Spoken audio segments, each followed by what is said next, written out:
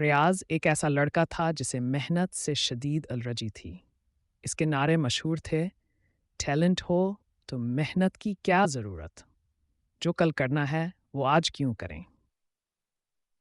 Rows school there سے آتا، home work نہیں کرتا اور دوستوں سے صرف یہی کہتا، جو کل کرنا ہے وہ آج کیوں کریں۔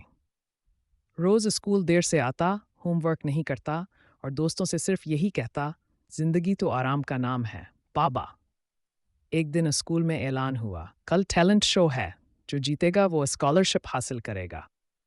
ریاض چونکا، اسے لگا اب تو قسمت چمک جائے گی۔ وہ کچھ کرنے کے بجائے صرف یوٹیوب پر ٹیلنٹ شو جیتنے کی ترکیبیں تلاش کرتا رہا۔ دوسرے بچے محنت کر رہے تھے، رقص، تقریر، شاعری، مصوری، اور ریاض وہ آئینے کے سامنے کھڑا ہو کر صرف سوچ رہا تھا۔ شو کا دن آیا، اسٹیج پر ریاض